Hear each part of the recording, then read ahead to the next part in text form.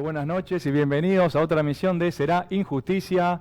Síganos en las redes, como siempre les digo, Será Injusticia en Instagram, Será Injusticia Streaming, si lo buscan así les aparece en YouTube, y gracias a los estudios de Canal 22 Web por el espacio. Bueno, en el programa de hoy vamos a hablar de Derecho a la Salud. Para eso trajimos al doctor Juan Bautista López Torre o Torres López, ahora me confundo. López. Torres López, perdóname, no quiero. Y voy a decir el currículum porque es bastante complejo, espérame. Abogado, especialista en Derecho a la Salud, obviamente. Sos periodista, recibido en TEA. Juani, venís de familia jurídica, ¿no? Tu estudio jurídico Torres López, abogado, desde hace varios años. Escribís los tips jurídicos en Infobae, que eso está buenísimo, ahora me vas a contar. Estás en la UBA también, en una materia de Derecho a la Salud en el CPO de la UBA, ¿no? Perfecto. Director General Adjunto del Área de Asuntos Jurídicos de OPSBA. Esto quiero que me comentes ahora. Autor de la International Encyclopedia of Medical Law para la Argentina. Volumen integrador International Encyclopedia of Law. Eso quiero que me comentes. También tenés un podcast jurídico, Forum Shopping, con Alejandra Mailetti, conocida influencer y abogada, en Love Streaming, ¿no? Correcto. Bueno, Juan, y muchas gracias por venir hoy a compartir un poco una charla jurídica. A vos gracias por la invitación. Siempre son lindos ambientes y bueno, nada, la verdad que la invitación me viene bárbaro y la agradezco muchísimo. No, por favor. Bueno, un poco hablar de lo que te especializás vos, ¿no? Que es Derecho a la Salud. Quería que me comentes para empezar, que me definas o qué es Derecho a la Salud y en qué lo diferenciamos, ¿no? De otras áreas del derecho, ¿no? Que son un poco más, ¿no? Derecho civil o derecho del consumidor, ¿no? Comentame la importancia, ¿no? de esta área. Bueno, mira, el derecho de la salud hoy es una rama autónoma. Bien. Que siempre digo lo mismo cuando hablo con algún colega. Y de alguna forma viene en este momento a ocupar el lugar que ocupó tal vez hace unos años el derecho laboral. Hay como un boom en el derecho de la salud, en todo lo que tiene que ver con amparos de salud. Eso estuvo muy eso obviamente, claro, ahora está muy en boga, con decirte que hace tan solo unos meses sacamos una segunda edición para graduados con Marisa Eisenberg, en graduados de la UBA, y se llenó a los pocos días, a las pocas horas incluso. La convocatoria, digamos, las salas, lo que soporta ese curso de amparos, que son 4 clases, más de 1000 inscriptos en una segunda edición, y la primera también se agotó, que esto de alguna forma creo que habla muchísimo del interés creciente que hay en la materia. No, y de que es una problemática actual, ¿no? Sumamente actual. A ver, a partir de la resolución del decreto 70-2023 hubo una serie también de resoluciones que lo que hicieron es también levantar un poco la temperatura, ¿no? Del derecho de la salud y lo que implica. Que una de las primeras aproximaciones a la materia implica cuando se vulnera un derecho de un usuario, eventualmente un afiliado, también hay mucho de consumidor que tiene que ver con la materia. Es verdad. Aparece el derecho a la salud, también eventualmente implica responsabilidad médica, lo llamado mala praxis, y cuál es la relación y eventualmente también la responsabilidad con los distintos jugadores de ese sistema de salud. Yo creo que obviamente el principal protagonista es el afiliado del usuario, y hoy hay muchísima materia para trabajar al respecto. Sí. Sobre todo hubo una problemática que viene de este año y del año pasado, el tema de los aumentos que hubo, ¿no? De las obras sociales, ¿no? Y prepagas. Claro. ¿No? ¿Vos has tenido reclamos de este tipo, de amparos de este tipo? Muchísimo, con decirte, a ver, que a partir justamente del decreto 70-2023 y de esta idea de que los usuarios iban a poder prácticamente, al menos en el primer enunciado, disponer de sus aportes y girarlos a la empresa de medicina prepaga para pagar menos de la facturación. Bueno, esto generó, en primer término, un gran marco de incertidumbre y además con ese decreto lo que se logró fue quitarle facultades a la Superintendencia de Servicios de Salud para controlar la razonabilidad de las cuotas. Entonces se liberaron los precios de las cuotas de medicina prepaga, lo que en principio yo creo que el gobierno creyó que en esta idea de que el mercado se regulaba solo, que no iban a haber aumentos desproporcionados. Bueno, salió mal, ¿no? Claramente en esos primeros meses hubo aumentos desde 20, 25, 30 e incluso más, que ocasionó en principio muchísimos reclamos individuales y después reclamos colectivos.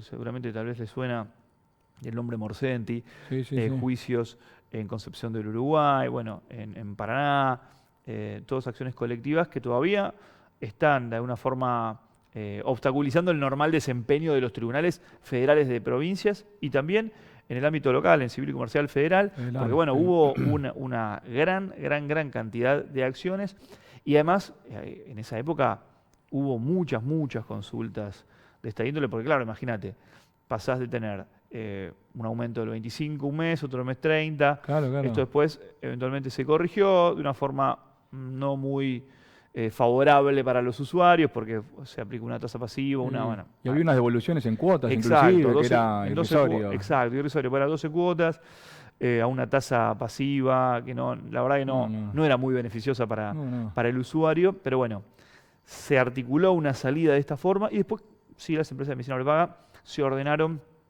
en el orden de los aumentos por IPC aproximadamente. Siempre un puntito más, que esto también lo que abre lugar es a si iniciás y si podés iniciar una acción cuando te aumentan por encima de la inflación o bueno, eventualmente de IPC, ¿no? O sea, el criterio es ese, que la suba sea por arriba del IPC o de la inflación. ¿Es el criterio para reclamar? A ver, en principio, en esos primeros momentos no había ninguna referencia. Y hoy, en rigor, no hay una referencia. ¿Por qué? Porque está desregulado, como le gusta a algunos operadores de decir, o directamente liberado del precio. Entonces, hay una fórmula de libre mercado. Lo cierto es que en esta razonabilidad tácita, que en su momento aplicaba la Superintendencia de Servicios de Salud y que hoy no está segmentada, sí es cierto que hubo un acuerdo con, intervino también la Secretaría de Comercio, Superintendencia de Servicios de Salud en esta acción que se resolvió en el Juzgado 3 del Fuero Civil y Comercial Federal. Bueno, justamente una de la fórmula a aplicarse era IPC, ¿no? Entonces, bueno, dentro de si más o menos el aumento va por ese lado, no habría... Sería razonable, entre comillas, sí, ¿no? Exacto. Después el tema es si aumenta por encima 1, 2, 3 o 25 puntos por encima de IPC. Y ahí es donde aparece también, bueno, obviamente las preguntas en torno a si iniciar una acción, cuándo reclamar, cómo reclamar. Muchos abogados, muchos colegas creyeron al principio que esto iba a ser como los amparos del corralito, ¿viste? Claro. Porque hubo muchas consultas, es cierto.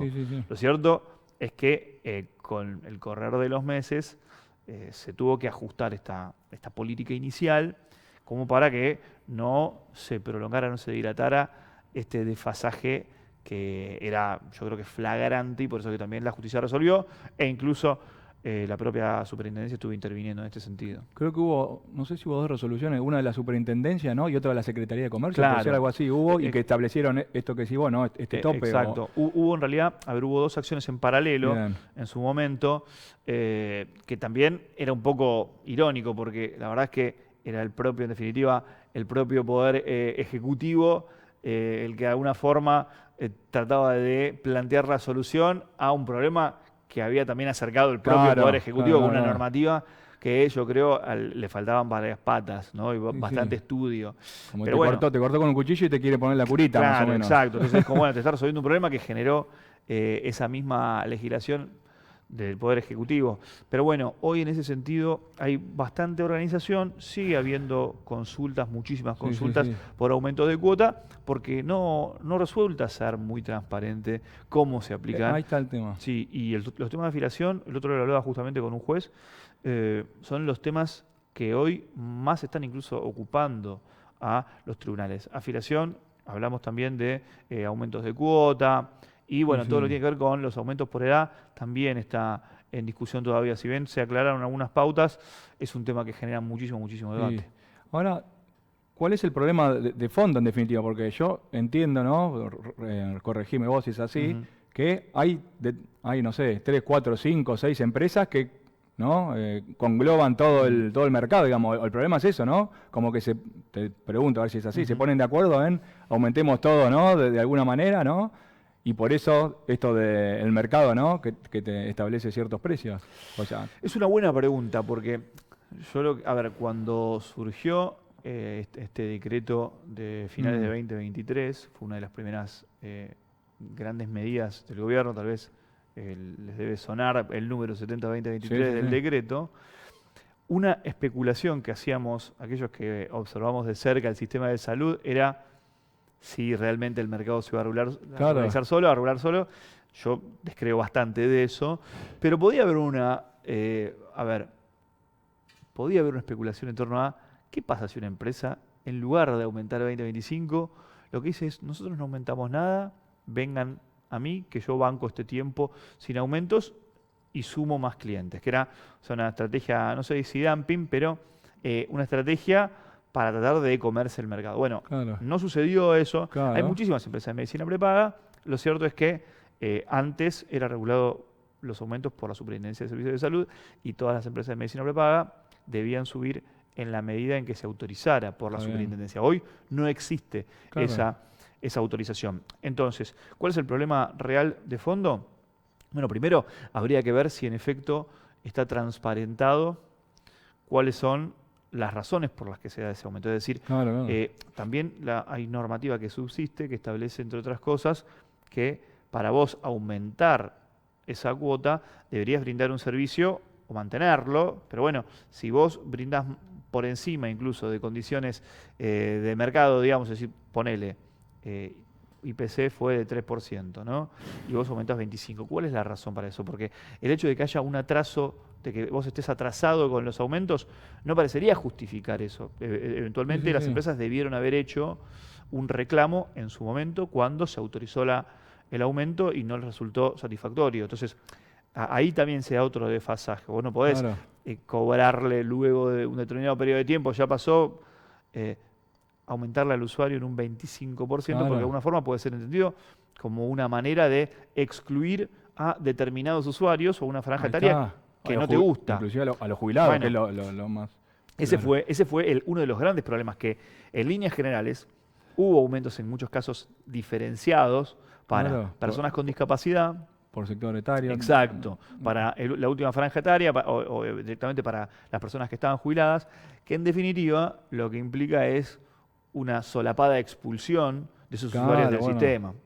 Entonces, bueno, claramente esto también generó algún tipo de especulación porque el sistema está arquitectado de forma tal que en el mejor de los casos, y si vos, por ejemplo, a partir de tus aportes, ahora que podés directamente derivar a la prepaga, que vos aportes durante tu periodo de actividad, que es donde eventualmente más generás, y después, de una forma como un seguro, muchos se lo comparan con el seguro, obviamente tienes diferencias muy pronunciadas. A mí no me gusta hablar de seguro cuando hablamos o enlazarlo, pero bueno, hay juristas importantes que lo hacen. Yo creo que no es del todo correcto, pero al margen de eso, en el mejor de los casos vos aportaste durante toda tu vida o abonaste de bolsillo incluso durante toda tu vida y lo que querés es que cuando llegas al último tramo en el que tus ingresos incluso merman, tengas una cobertura acorde a incluso lo que estuviste sosteniendo sin utilizarlo en el mejor de los casos durante todo tu periodo de actividad. Entonces, bueno, ahí claramente se da un desfasaje que es, escúchame, yo fui afiliado durante 30 años, 35 años, lo que sea,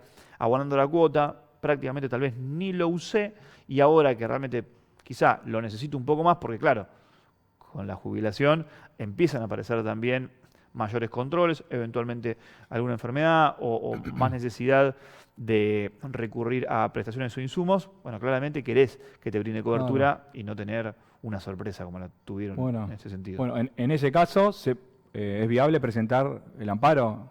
Sí, a ver, en ese entonces incluso, después hay una estrategia pero se salvo eventualmente de atención que tiene cada estudio. Sí, Nosotros tuvimos muchísimas consultas. La verdad que durante esos días, esos meses, hubo muchas consultas. No iniciamos tanto porque intuíamos que esto podía llegar a ser corregido claro. sin gran plazo, sin demasiado tiempo de rodaje, y así ocurrió. Pero tengo iniciadas acciones en las que por un lado incluso se demandó al Estado, se demandó a la empresa de medicina prepaga, y casos que me parecían que eran muy representativos. Por ejemplo, una persona a la que o un grupo de jubilados a la que le habían aumentado 150% en 3 meses. Una persona que además a su vez tenía una discapacidad, no podía cortar el tratamiento que estaba en ejecución. Bueno, todas particularidades que hacen a un caso prácticamente, te diría, ideal para plantear una cuestión, porque también esa era la idea, ¿no? Que del estudio, de manera responsable, no presentemos a mansalva amparos, que empecemos a generar cuáles eran los espacios y los huecos judiciales y eventualmente también los precedentes que nos dieran lugar a nuevas interpretaciones y eventualmente a interpretaciones más flexibles. En esta aventura inicial, digamos, hubo juzgados que incluso declararon la cuestión como abstracta en función de este acuerdo que se dio. Particularmente yo planteé desde los primeros precedentes que me parecía que ese acuerdo era absolutamente inoponible al usuario, que no había formado parte.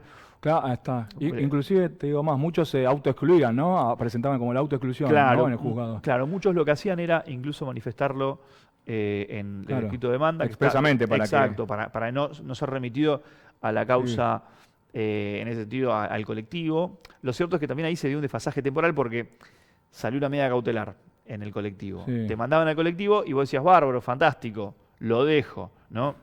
Yo siempre soy propenso, tiendo a pensar que es mejor la acción individual, y así lo sostuve, porque te permite además plantear mejor tu caso al margen de... Sobre todo por lo que decís vos, que hay que analizar el caso en concreto. Tenés una patología específica, tenés cierta edad, sos discapacitado, ¿no? Hay que... Por eso es importante segmentar, si no entras como en un paquete... Exactamente, yo hablo de eso, después... cuando hay que, como está ocurriendo ahora, ¿no? Desandar o desanudar el paquete, bueno, tu caso, si no estaba del todo bien planteado, seguramente vas a tener menos posibilidades que si te excluiste o eventualmente presentaste la acción individual. La acción individual permite que el caso, en este caso el cliente particular de uno, tenga otro despliegue, eventualmente habrá un periodo de prueba, en caso de que se haya presentado prueba. Acá hay una cuestión que tiene mucho que ver, como en la mayoría de los amparos de salud, con cuestiones que tienen que ver con derecho, con una lectura del derecho. ¿Por qué decimos esto? Porque muchas veces la decisión tiene que ver con la interpretación de una letra, digamos, de la letra de un artículo, ¿no? Y no con una cuestión de prueba, no es pasó en rojo, pasó en verde, ¿viste? Los hechos tal vez coincidimos, pero no coincidimos en que corresponde la cobertura de este medicamento o correspondería a otro, por ejemplo. Y en esta situación, yo siempre planteaba una frase muy concreta, que es: no existe en nuestro ordenamiento un contrato en el que la parte más fuerte, en este caso las empresas de medicina prepaga, en desmedro de la parte más débil, altere una condición esencial de ese contrato, como lo es el precio, e incluso, ya te digo, sin intervención de la parte más débil, y además, un agregado más, sin hacer ninguna mejora en la contratación, ¿sí? Pero bueno, incluso algo importante, en un contrato en ejecución, o sea, con un contrato en ejecución, es decir, cuáles son tus opciones si vos estás en un tratamiento médico o tenés una discapacidad y estás con atención permanente frente a un aumento de esta naturaleza. Tenés que pagarlo o ver qué haces, ¿no? Bueno, claramente no parece ser, los contratos de consumo no lo son claramente, pero bueno, acá hay mayores particularidades que incluso en una contratación típica de consumo que no implica una responsabilidad social como sí lo tiene un contrato de medicina prepaga. El bien jurídico que está en juego es bastante, es la salud y es la vida directamente, entonces digamos, es gravísimo lo que decís vos, que alteren las condiciones, ¿no?, contractuales de esta manera. Es directamente, como decís vos, te están excluyendo directamente la cobertura, solapadamente, ¿no?, porque te está modificando una condición esencial. Tal cual. Tengo una pregunta, a ver si esto pasa o no, porque ¿viste? A mí me pasa mucho en los reclamos de derecho del consumidor, sobre todo los seguros, que plantean que no se aplica la ley de defensa del consumidor. ¿Acá llegan a ese planteo o no? Mirá, acá esa controversia a veces se ha planteado con las obras sociales. Con el contrato de medicina prepaga, prácticamente hay consenso absoluto que sí, que aplica las normas del consumo. Yo soy un fundamentalista, te diría, de las normas del consumo aplicadas a la relación de usuario, de consumidor, de salud o eventualmente de afiliado. También hay jurisprudencia que asocia la figura del consumidor a la del afiliado a una obra social, en un criterio amplio que la verdad que también comparto. No obstante, entender que el usuario afiliado de una obra social o empresa de medicina prepaga es un consumidor, también implica, naturalmente, ampararlo o permitirle tener todo el plafón de la protección del consumidor. ¿Qué significaría esto? Bueno, cumplir con las previsiones del artículo 53 de la 24240. Esto implica, por ejemplo, otorgarle, no cuestionar las cartas poderes, por ejemplo, que para mí es importantísimo porque le hace ahorrar dinero al usuario, al afiliado, es más práctico. En estas acciones, además, pensemos, Imanol, que, por ejemplo, tenés a una afiliada que tiene 80 años, una discapacidad motriz, y si yo tengo una intimación por 48 horas, que es el plazo, por ejemplo, para apelar, le tengo que decir que venga al estudio, si no tengo poder. O sea, imagínate la dificultad que implica esto. Por eso es que yo, el estudio trabaja siempre con cartas poderes. En provincia hay juzgados federales que no toman las cartas poderes y te piden poder. Para mí, una posición que no se sostiene porque apela a las normas procesales, un código que no tiene una modificación posterior como los tiene la norma de fondo, eventualmente Código Civil y Comercial de la Nación, la norma de consumo. Pero bueno, todas estas cuestiones, vos me decías, ¿es un debate? Bueno, en principio no estaría siendo tan debate, pero en algunos fueros o en algunos juzgados es una materia debatida o yo creo que no se cumple cabalmente con lo que implica la 24240, que es la ley de consumidor.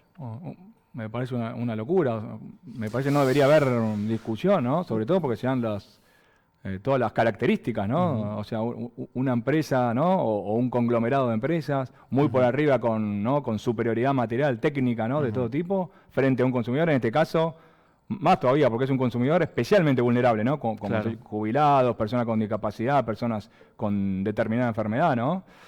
No sé si es una cuestión, ¿vos qué ves que es una cuestión de política? No sé. Mira, lo que vos decís es bárbaro y... En la teoría está buenísimo. No, está buenísimo, pero tampoco tiene que ser, no puede ser tan difícil aplicarlo. O sea, a ver, ni siquiera es que tenés que estudiar una nueva, o sea, es una nueva rama del derecho del consumidor, pero, a ver, a esta altura, recordemos, ¿no? El derecho del consumidor... en Argentina, digamos, tiene un desarrollo tal vez de los 2000 a esta parte. Ya pasaron 25 años. Claro. Digo, Ponele que no es de lo más viejo del derecho, pero tampoco la verdad es... que no es de lo más viejo y ya estamos y tenemos principios que creo que ya están prácticamente incorporados. ¿No? El deber de información. Ahora, si vos entendés el deber de información, es perfectamente compatible con el derecho de consumo y el ejercicio del usuario de salud acoplado al consumo. Yo, de hecho, escribí un artículo que seguramente debe estar por salir, en el que lo que hago es hacer una comparación entre el derecho del consumidor y eventualmente los derechos del paciente, porque tienen una serie de cruzajes muy interesantes.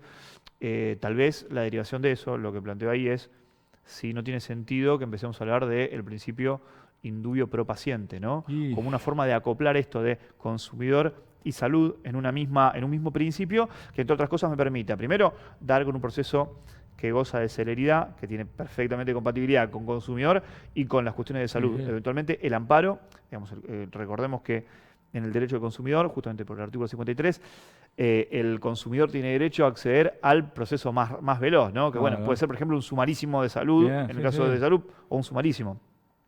Y después otro tipo de cuestiones, el deber de información, el tener información, eventualmente por escrito en muchísimos casos. Hay algunas normas que benefician al paciente y implica, por ejemplo, si yo requiero una interconsulta, me tienen que dar esa constancia por escrito, claramente, porque si no, no puedo ir a otro médico y verlo. Bueno, una serie de cuestiones que el derecho del consumidor, como rama autónoma, lo tiene muy comprendido y de alguna forma aplicado y reaplicado. Y a veces para el derecho de la salud, que es una materia que si bien ha ganado muchísimo músculo, todavía sigue generando esa robustez, bueno, le cuesta para algunas, yo creo, para sostener algunas cuestiones. Ahora, me parece perfectamente compatible y yo creo que ahí hay una llave muy, muy interesante como para poder hacer, en definitiva, un derecho de la salud mucho más poderoso, real y eficiente.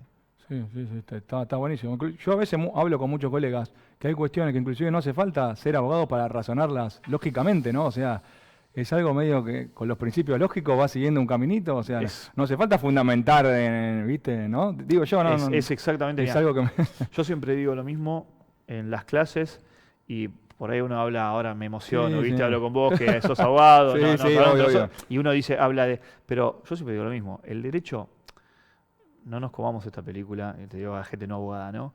No hay que comerse esta curva de que el derecho es la NASA, ¿viste? O claro, sea, sí. Hay que bajarlo. Parece física cuántica. Exacto. Porque eso es una... A ver, eso es algo que criticamos, creo, mucho aquellos que estamos tal vez inmersos, que nos apasiona, nos gusta estudiar, pero no puede ser. El 85% de las cuestiones que tienen que ver con el ejercicio de la profesión y del derecho, el pensar, la forma de pensar que tiene el abogado, tiene que ver con lógica. O sea, es una línea de principios puntos, lógicos básicos. básicos. Tal cual. Después, obviamente, hay una serie de cuestiones que tienen que ver con un estudio tal vez un poco más profundo. A ver, nos podemos debatir sobre la prescripción o sobre la caducidad o sobre los recursos, ¿no? Tal vez requiere alguna explicación previa, que es, ¿y por qué es lógico que lo hagas en 5 días y lo fundes en... Bueno, eso tal vez requiere algún otro tipo de estudio. Ahora, después, de hecho hay un jurista que lo que decía es que cuando tenía una duda y estaba atorado con eso, lo que hacía es hablarlo con su esposa, que no era abogada, antes de irse a dormir, ¿no? En la cama. ¿Por qué? Porque, digamos, en ese momento de absoluto desprotección, una respuesta espontánea, esa primera reacción, muchas veces era la respuesta correcta, ¿no? Bueno, después ni hablar, hay otros autores que también hablan mucho de esto, filosóficamente, de cómo llegar a una conclusión. Bueno, también está esta teoría de si viene primero la sentencia, o sea, si viene primero la decisión y cómo sostenerlo, o si primero me busco cómo sostenerlo y después... Es un tema para hablar horas y seguramente con una picada. Está buenísimo, con una cerveza y una picadita. Tal cual. Y sobre todo en estos tiempos de la tecnología de redes sociales y de la inteligencia artificial, ¿viste? Porque con este quilombo que hubo con la sentencia del juez, ¿no? Del juez ahí en Chubut que emitió una sentencia que le quedó un parrafito, ¿no? Ahí está justamente esta operación. Si vos ya tenías, ¿no? Porque ahí afecta la garantía de imparcialidad en definitiva, ¿viste? Porque si vos ya tenés tu respuesta y la querés fundamentar, o vos haciendo un camino de principios lógicos, ¿no? Imparcialmente llegás a esa respuesta. Ahí está, es una cuestión media filosófica. Tal cual. Pero está bueno, está bueno el planteo. Está bueno y es algo que nos afecta también a los abogados. Sí, obvio. Porque, a ver, así como la IA tiene sesgos, vos usás IA. Sí, yo recontra. Yo también. Y viste que, a ver, tengo que controlar muchísimo. No, pero total. Pero bueno, hoy está muy en boga eso también, ¿no? Y hay muchos precedentes que están empezando a hacer hincapié en, ojo con esto, controlen porque tiene divagues, o llega a conclusiones o cita normas que están inexistentes, jurisprudencia inexistente. Tal cual, bueno, eso ha sucedido mucho. Sancionaron abogados, ¿viste? Que citaron. Sí. Como yo digo siempre, y hablando con otros colegas, hay que usarlo como lo que es, como una herramienta, no depender 100% de eso. O sea, el abogado que lo sabe usar, en cualquier profesión, ¿no? El operador que lo sabe usar puede, digamos, se va a elevar 100%, pero digamos, tenés que saber usarlo, no podés delegar todo, ¿viste? No, y tenés además que entrenarla. Y en el entrenamiento. Para mí es muy importante el tono que adquiere la IA. Y después nada, a ver, esto tiene sesgos, claramente. Si vos, depende también la versión que uses, de qué inteligencia uses y demás, y con qué la alimentes, así como, a ver, como cualquier, vos tenés un perro, bueno, por ahí no es el mejor ejemplo, pero depende de cómo lo alimentes, y qué prácticas vos tenés, qué costumbres adquirís, va a haber también un resultado en base a eso. Acá el tema es que si vos dejás que haga lo que quiera o que se nutra de, eventualmente, sin ningún tipo de control o restricción, lo que agarra de internet y vos no haces un hilo y no lo trabajás, Yo creo que es una gran herramienta, pero bueno, hay que Con moldearla. con sus bemoles, Sí. Y saber lleva usarla. Sí, lleva mucho tiempo. Yo hace bastante estoy tratando de... Sí, En sí. un momento me imagino, yo pensé mucho tiempo en esto, vamos a poder eventualmente vender nuestra propia inteligencia. O sea, lo que vos, como vos le entrenaste para que Qué haga, bueno, ¿eh? vas Sí, a tener sí. casi un asistente tal vez en, no sé, amparo de salud. Es probable que eso Sí, sí, ocurra sí. en algún momento. Lo cierto es que si vos ahora tirás una apelación y decís, contestame los agravios, No, yo lo no, he hecho para probar, sí, te un tira poco para fruta. jugar. No tiene ningún tipo de registro. Obviamente, yo además, con mis presentaciones y cómo trabaja mi equipo, soy como muy estricto con las pautas y bueno, como Sí, uno obvio, quiere. obvio. Pero si lo haces solo, lo dejas así a la... Hay que saber entrenarlo, hay que saber promptear, como dicen ahora, ¿no? Claro, Y hay tal que cual. saber, hoy lo podés entrenar, ¿viste? Le pones todos los códigos, ¿no? Códigos Sí, procesales, códigos de fondo, jurisprudencia. Hay manera de achicar, ¿no? Esos claro. errores. Eso está bueno. Saber utilizarlo está bueno. Y para el mundo jurídico se está usando mucho y hay muchas capacitaciones. Sí. Entró mucho en utilización, ¿eh? Ujú. Juan, y decime algo, que retrocediendo un poco, porque Sí. haceme la diferenciación, porque mucha gente no sabe, la diferenciación entre obra social y medicina prepaga, que eso es importante. Uf, hay una gran Ahí está, confusión. A eso, ver, eso, eso, que hay, viste así como antes de Cristo y después de sí, Cristo, sí, sí, hay un antes de que veo que hay mucha confusión en la Sí, gente con eso. es que la gente te dice mi obra social y después empezás a Claro, preguntar. Ya es un error muy común.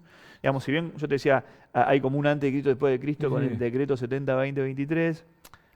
Antes del decreto era más marcada la diferencia, y yo voy a explicar por qué, pero en líneas generales, una empresa de medicina prepaga versus una obra social, la obra social se sostiene por los ahí aportes está, que hace, por ejemplo, los empleados en actividad, bien, una porción la hacen los empleados y otra porción el empleador, es decir, bien, un porcentaje, por ejemplo, no sé, 5 sí, sí, versus 3, ¿sí? Entonces, perfecto. ese es el aporte que hace en relación al sueldo de cada uno de los empleados. La empresa de medicina prepaga, lo que dice la ley 26682, es que hay dos grandes modalidades para conectarse con una empresa de medicina prepaga. Uno es el contrato individual, es decir, yo voy, toco la puerta a una empresa, como la hay muchísimas Sí, en el mercado, y digo, bueno, quiero acceder a uno de tus planes, me ofrecen, en el mejor de los casos, los planes.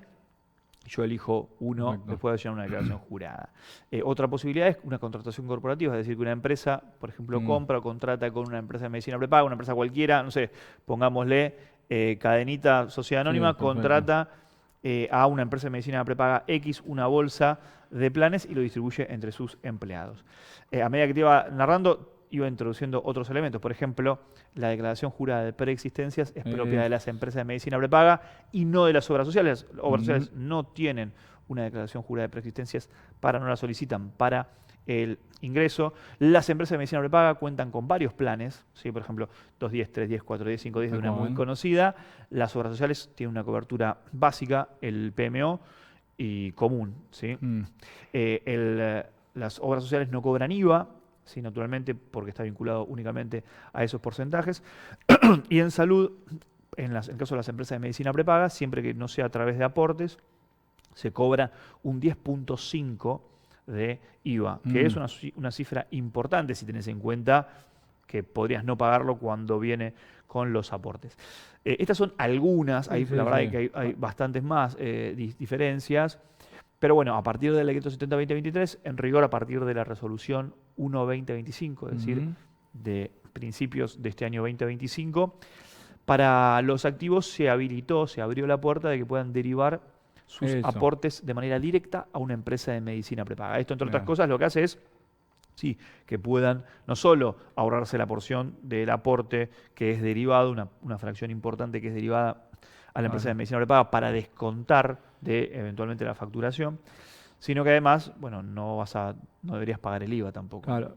Decime cómo funciona eso. O sea, los aportes que vos tenés en la obra social, los absorbe la empresa de medicina prepaga y vos pagás la diferencia. Claro, ¿Así funciona? claro, en líneas generales, si vos tenés una empresa de medicina prepaga, a Sí. ver, el escenario o el mapa de los empleados en actividad que pueden derivar aportes es Sí. empleados en relación de dependencia, Bien. los monotributistas o personal de casas particulares. Bien. ¿Sí? Esas son las tres posibilidades dentro del universo de activos que pueden elegir derivar su aporte a una empresa de medicina prepaga, algo que no estaba habilitado antes. Si vos no podías hacerlo, por eso es que muchas veces triangulabas con una obra social que te hacía de soporte y que esa obra social a su vez tenía acuerdo con una empresa de medicina prepaga y le hacía llegar por intermedio de la obra social a la empresa de medicina prepaga una determinada porción de ese aporte. Entonces, a partir de esta resolución, vos lo que podés hacer, si estás dentro de este universo que están habilitados para hacerlo, lo que haces es tomar ese aporte, obviamente dejás de hacer un aporte a esa obra social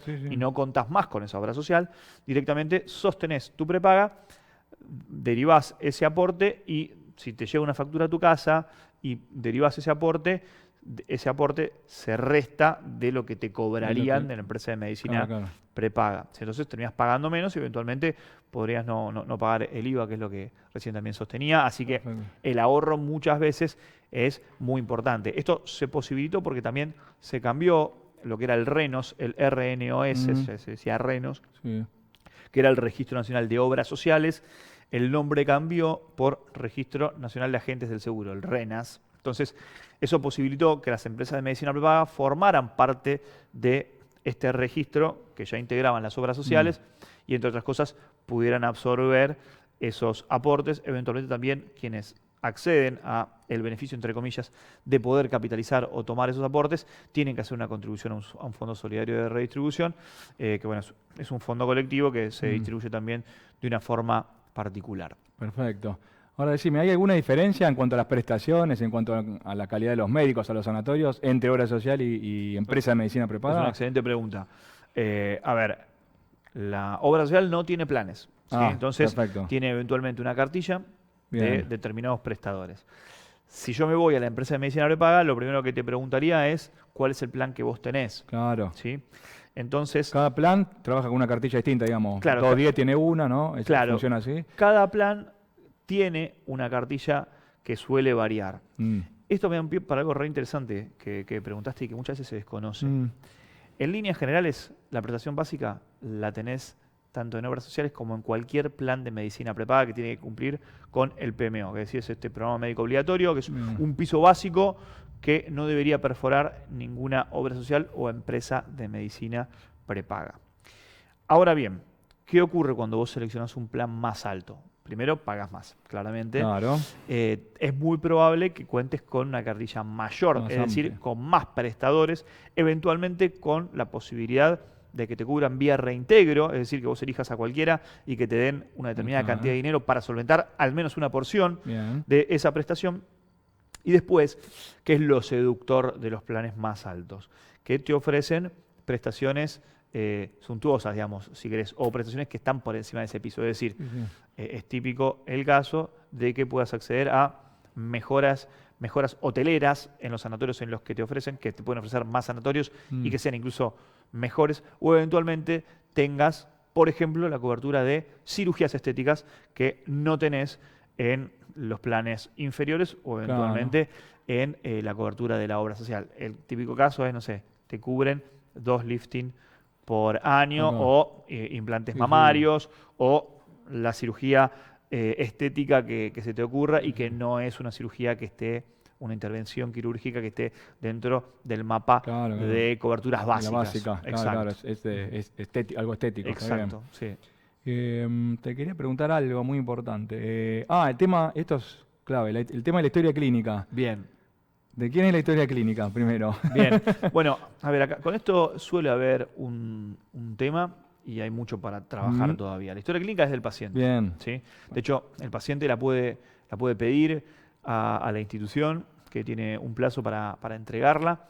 Lo puede pedir eventualmente sus representantes también, ¿no? Naturalmente, si es que esa persona no está en condiciones de hacerlo en ese momento.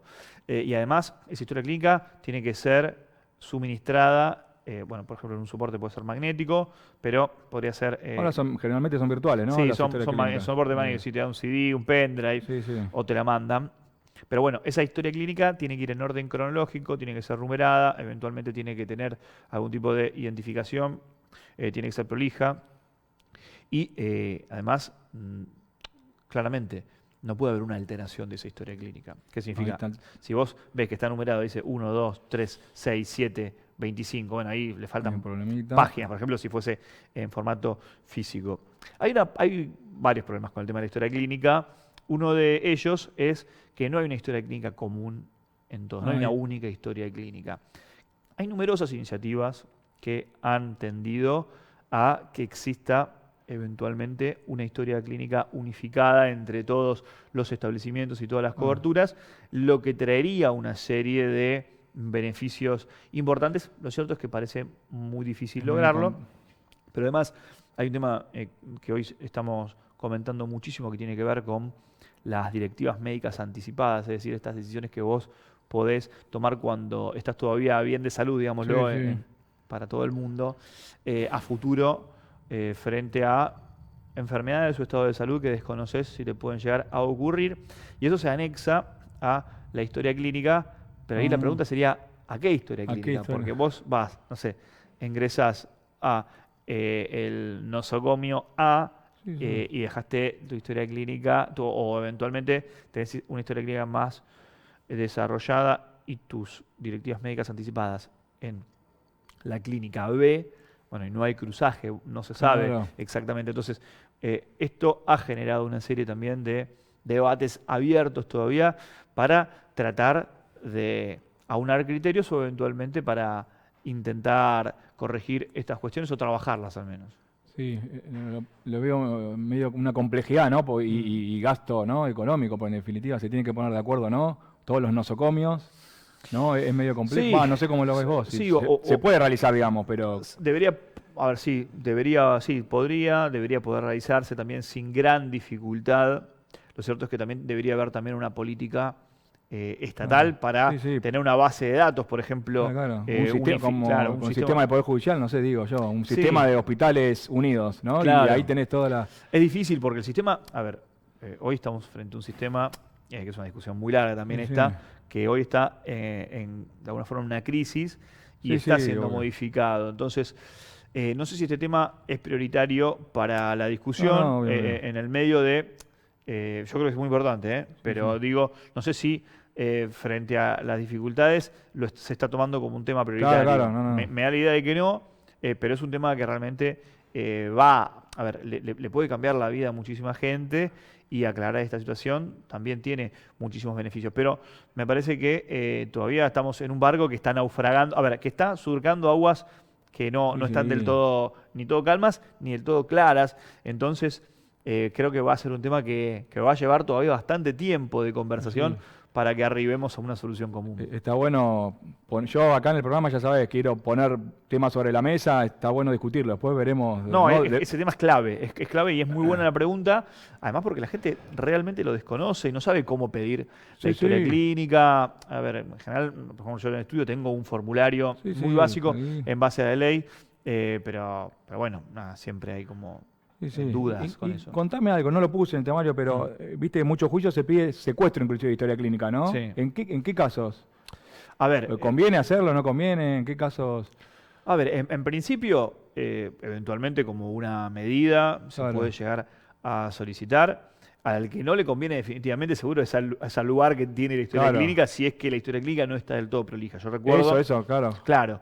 Que este es un tema para trabajar más allá de con los usuarios o los pacientes, con las propias instituciones que no siempre tienen las historias clínicas con estricto ajuste a la normativa. Por ejemplo, no puede llevar una historia clínica un médico en fichas y tenerla guardada bajo 7 llaves. El tipo se muere y anda a buscarla. Necesitas ese registro debería tener algún tipo de acceso. No debería ser público porque claramente hay cuestiones íntimas y de confidencialidad en esa historia clínica, pero como es del paciente en definitiva, debería eso estar con claridad. Entre otras cosas, cuestiones importantes de las historias clínicas son los consentimientos informados, ¿no? Un tema muy, muy espinoso en todo lo que tiene que ver con el derecho de la salud y el derecho médico, porque el consentimiento informado tiene una serie de requisitos y además acerca una serie de pautas que deben cumplir los profesionales de la salud y son varias las cuestiones que se contienen allí. Muchas veces y muchísima gente también cree que el consentimiento informado es siempre por escrito. La norma en realidad es que es de forma verbal. Es excepcionalmente por escrito, por ejemplo, con una internación, con una intervención, pero en líneas generales es de forma verbal. Lo que pasa es que es un proceso. Hay un autor italiano que se llama Paolo Satti, que lo que dice es que el consentimiento informado es un proceso que termina con la expresión de la voluntad del afiliado, pero que implica justamente ese proceso en el que es guiado el médico acercándole una serie de cuestiones, como por ejemplo, cuál es el estado de salud actual, si hay métodos alternativos, cuáles son las eventuales consecuencias de ese procedimiento, entre otras cuestiones que tiene el deber de informar al afiliado, y muchas veces eso se toma con algo de laxitud. Eso sobre todo de la Ley de Defensa del Consumidor, el deber de información, que inclusive cuando está mal, como decís vos, cuando está mal foliado o hay algo que falta, están vulnerando, ¿no?, el deber de información. Sí, a ver, ahí el problema es que cuando vos te das una historia clínica incompleta, vos estás alterando un documento que no puede ser alterado, ¿no?, que tiene que tener algún tipo de rigor a la hora de ser llevado, por ejemplo, de manera cronológica, con la firma del profesional que intervino, eventualmente también con la claridad necesaria como para poder ver qué es lo que sucedió. En líneas generales, no es que es un instrumento que siempre debe ser auditado, pero si yo quisiera tomar una historia clínica para auditar o conocer el estado de salud de un paciente, debería poder hacerlo, ¿sí? Hay muchas historias clínicas que están muy incompletas. Acá hay una falla grave en ese aspecto. Sí, totalmente. Bueno, para terminar, quería que me des algunos tips de qué vos creés que la gente hace mal con respecto a las prepagas, ¿no? O ya sea reclamo, ¿no? Ya sea... Me gusta el tópico porque es muy práctico y hay muchas cosas, ¿viste? que no se suelen hacer. Lo primero que yo recomendaría es, por ejemplo, frente a un problema con la obra social o empresa de medicina prepaga, no hay una necesidad de agotar la vía administrativa para acceder a un amparo. Es importante, pero es importante que hagamos todo lo posible para tratar de conseguir, por ejemplo, la medicación. Es decir, que no nos relajemos en esta idea de yo ya sé que no cubren la medicación A, así que directamente intento mandar una carta de cuento incluso por mis propios medios. La primera recomendación es tratar de hacer el reclamo sin demoras, ¿sí? Y que ese reclamo sea sentado por escrito, cosa de que se pueda hacer eventualmente acreditado. Es decir, uno va preparando las herramientas que va a llevar a una eventual acción de salud. Lo más fácil en este caso, carta documento, ¿no? Intimando, eso sería lo más rápido. Un correo electrónico, tal vez, si es que vos todavía, justamente vos todavía no, digamos, te dio tu médico una determinada medicación, obviamente requerirla. Pedirla por mail. Claro, si lo puede hacer por mail, sentado. claro, y que te dé una respuesta en un tiempo prudencial. Aguardar un tiempo prudencial. Si falla ese tiempo prudencial o hay una carta en la que te niegan, a veces las prepagas hacen esto, sí está bueno, obviamente, ser asesorado, y es necesario ser asesorado por un profesional, preferentemente de la salud, preferentemente avesado en la materia, preferentemente no dejarse tampoco guiar por los flashes y las redes sociales, que muchas veces ni tampoco le pregunten a la IA qué hago. Sí, eso es una... O si quieren pero después asesórense con un profesional. Porque cada caso es particular y además porque esta es una materia muy, muy cambiante. Entonces, se comete ese error, incluso los propios colegas, de creer que, la ley dice esto. Mi recomendación es lean mucha jurisprudencia. Esto ya es un tip para los colegas que quieran volcarse a la salud o que incluso hoy estén volcados. La materia es muy cambiante, hay que ver cómo resuelve cada fuero y eventualmente cada juzgado, de ser posible, para no cometer errores, cuando incluso el factor tiempo es muy, muy importante, como lo es en estos casos. Y volviendo al tema de los usuarios, sí, definitivamente consultar a un abogado o abogada de confianza, alguien que les pueda explicar qué es lo que va a suceder, que ustedes entiendan cuando les preguntan, porque no hay algo misterioso, no debería haber algo misterioso, al margen de dejar actuar libremente al colega en el que uno confiamos, ¿no? Pero eso sería una razón. Y después, no creer que una acción de amparo, por ejemplo, siempre es carísima o es una acción larguísima o que no vale la pena. A veces ese es un error muy, muy común, creer que, no pasa nada, o dormirse, colgar con una situación que sé que me está afectando ahora porque a veces el factor tiempo también puede llegar a influir Sí, para no solidificar una posición que tal vez es contraproducente. Bueno, directamente, por ejemplo, el tema de las afiliaciones y la jubilación, hay plazos que cumplir. Entonces, si uno lo posterga y se deja estar, una posibilidad es que tenga menos posibilidades o eventualmente menos herramientas para ir a llevar una cuestión a tribunales. Así que ahí también hay otra cuestión que creo que es importante. Bueno, dejamos ciertos tips como para que la gente tenga en cuenta. Comentá tus redes, comentá el programa tuyo que tenés, el podcast jurídico. Bueno, comentá gracias. si la gente te... Gracias. Tenemos con Alejandra Magliti, que bueno, es obviamente abogada, además es una gran colega. Tenemos un programa de streaming por Love Streaming. El programa se llama Forum Shopping. Vamos todos los martes ahí en Love Streaming. ¿Qué es ahí en el Abasto? ¿Eso? Es dentro del Shopping Abasto, en el patio de comidas, todo vidriado. La verdad que está muy muy bueno el canal y tenemos ahí todos los martes de 17 a 18 hacemos Forum Shopping. Es un programa que tratamos actualidad jurídica, política judicial, cuestiones que tienen que ver con la política en general, pero bueno, muy pensado para los abogados y abogadas, para los estudiantes de Derecho, para aquellos que están en la justicia, eventualmente para los que les interesa los temas judiciales y en general también la política. Así que ahí me van a poder ver acompañando a la doctora Maglietti y gran equipo que está detrás de las cámaras. Y después, bueno, tengo mis redes sociales en Instagram, @JB_Torres_López. Y bueno, los lunes por medio, tengo mis tips jurídicos. Eso es espectacular, recomiendo los tips. Estuve leyendo algunos. Gracias, hacemos lo que podemos. Ya son varios años, así que vamos pensando nuevos temas. Lo veo, también te quise invitar porque lo veo alineado con el programa. O sea, yo quiero darle, consejos a la gente, al llano, que se entiendan, lo que decís vos esto. No es ciencias espaciales, es llevarle al terreno, a lo llano, que entiendan estas cuestiones que muchos a veces se pierden con estos temas. Tal cual. Así que, Juani, muchísimas gracias por venir. No, gracias a vos. Si querés, hacemos más programas. El año que viene seguimos Encantadísimo. haciendo contenido, que está buenísima esta temática. Gracias. Así que, gente, síganlo, vean el podcast de Juani Forum Shopping. Síganos en las redes, a nosotros también, por favor. Sí. Será Injusticia en Instagram, Será Injusticia Streaming en YouTube. Sigan también al canal 22 Web. Y gracias, viejo, también por que hoy no lo invitamos. Muchísimas gracias. Hasta el próximo programa. Tenemos un invitado especial que no voy a spoilear para el próximo programa. Muchas gracias. Buenas noches.